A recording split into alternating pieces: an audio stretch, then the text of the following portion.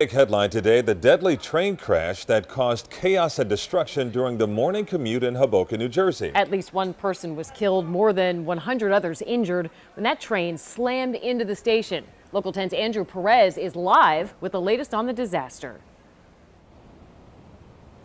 And this train station, it was a major hub to get people from New Jersey right here to New York. And on top of that, we know that this happened at rush hour, at the peak of rush hour this morning. There were so many people on that train, so many people waiting on the platform. Investigators telling us that this train was basically going to the end of the line, went right over the emergency bumper and onto the platform, still going at full speed.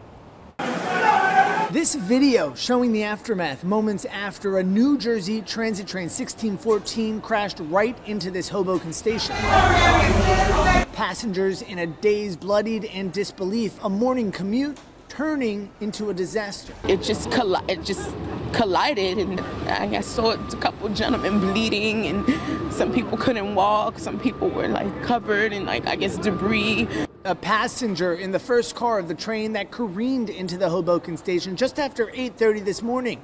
Eyewitnesses say the train was traveling at an incredible rate of speed as it approached the station. The train didn't stop. I mean, it just didn't stop. It went over the bumper block, basically through the air, traveled about another 40 feet, came to a rest when it hit the wall.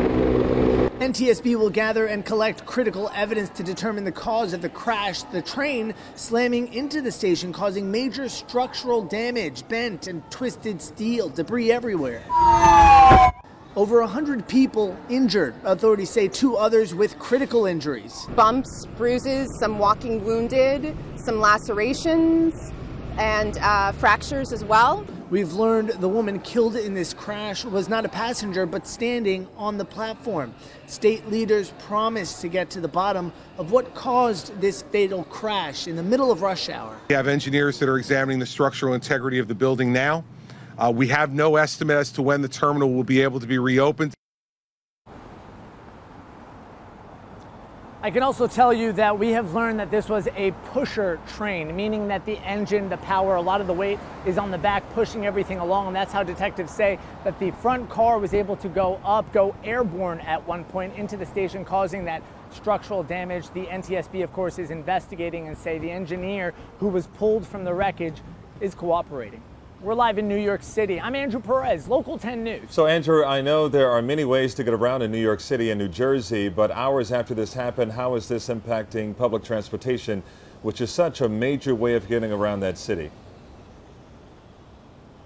That's actually the biggest thing right now. We saw a press conference with New Jersey and New York's governor, and they were saying that this is going to cause major backups.